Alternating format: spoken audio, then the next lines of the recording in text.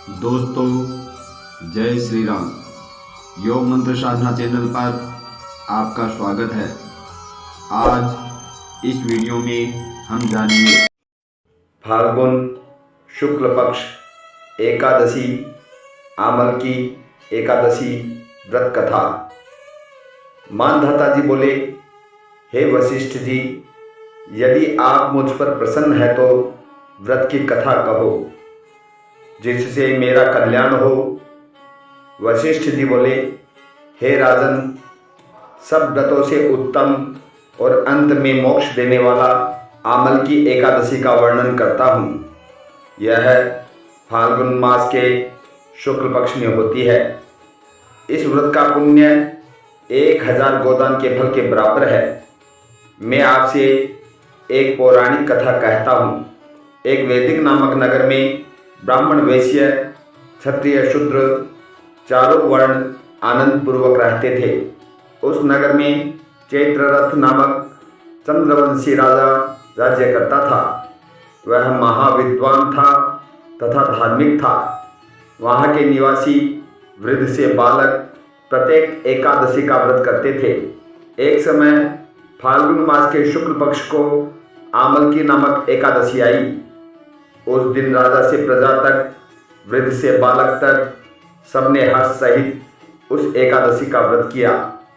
राजा अपनी प्रजा सहित मंदिर में जाकर पूर्ण कुंभ स्थापित करके तथा धूप, दीप, नैवेद्य, पंचरत्न, छत्र आदि से धात्री का पूजन करने लगे। वे सब धात्री की इस प्रकार स्तुति करने लगे, हे धात्री, तुम ब्रह्म स्वरूप हो, तुम ब्रह्मा जी द्वारा उत्पन्न हो और सारे पापों को नष्ट करने वाली हो। तुमको नमस्कार है। अब तुम अर्घ्य स्वीकार करो। तुम श्री रामचंद्र जी द्वारा सम्मानित हो। मैं आपकी प्रार्थना करता हूँ, मेरे समस्त पापों का हरण करो। उस देवालय में रात्रि को सबने जागरण किया। रात्रि के समय उस जगह एक बहेलिया आया। वह महापापी तथा दुराचारी था। वह भूखा प्यासा था। उस जगह विष्णु भगवान की कथा एकादशी महात्म्य सुनने लगा। बहेलिया ने उस रात्रि को अन्य लोगों के साथ जगकर व्यतीत की। प्रातः काल होते ही सभी लोग अपने अपने घर को चले गए। कुछ समय बीतने के पश्चात उस बहेलिया की मृत्यु हुई और उस आमल की एकादशी के व्रत तथा जागरण के प्रभाव से उसने राजा विदुरथ के घर में जन्म लिया। उसका नाम बसुरथ रखा गया। बड़े होने पर वह चतुरंगिनी सेना के सहित तथा धन धान्य से युक्त होकर 10 सहस्र ग्रामों का पालन करने लगा। वह तेज में सूर्य के समान, कांति में चंद्रमा के समान, वीरता में विष्णु भगवान के और क्षमा में पृथ्वी के समान था। वह अत्यंत धार्मिक, सत्यवादी, कर्मवीर और विष्णु भक्त था। वह सदैव यज्ञ किया करता था। एक दिन वह राजा शिकार खेलने के लिए गया। देवयोग से वह राजा रास्ता भूल गया। तब वह उसी वन में एक वृक्ष के नीचे सो रहा था। उसी समय पहाड़ी म्लेच्छ वहां आए और राजा को अकेला देखकर उस पर मारो मारो का शब्द करके टूट पड़े।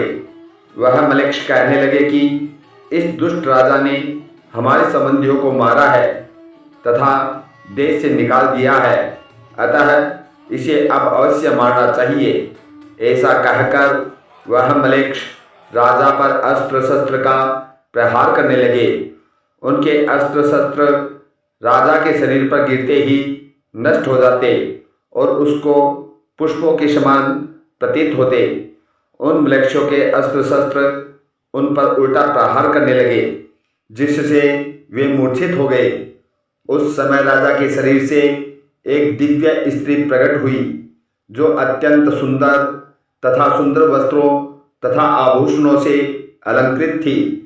उसकी भ्रिकुटी टेढ़ी थी, आंखों से लाल लाल अग्नि निकल रही थी। वह म्लेच्छों को मारने दौड़ी और समस्त मलेच्छों को काल के गाल में पहुंचा दिया। अब राजा जब जगा तब इन मलेच्छों को मरा हुआ देखकर सोचने लगा कि इन शत्रुओं को किसने मारा है। जब वह राजा ऐसा विचार कर रहा था तब ही आकाशवाणी हुई और कहने लगी, हे राजन, इस संसार में तेरी विष्णु भगवान के अतिरिक्त कौन रक्षा कर सकता है। इस आकाशवाणी को सुनकर राजा अपने नगर को वापस आ गया और सुखपूर्वक राज करने लगा। महर्षि वशिष्ठ बोले, हे राजन, यह सब आमल की एकादशी के व्रत का प्रभाव था। जो मनुष्य इस आमल की एकादशी का व्रत करते हैं वे सब प्रत्येक कार्य में सफल होते हैं और अंत में विष्णु लोक में जाते हैं। अगर आपको ये वीडियो अच्छा लगे तो इसे शेयर करें, लाइक करें और चैनल को सब्सक्राइब करें। जय श्री राम।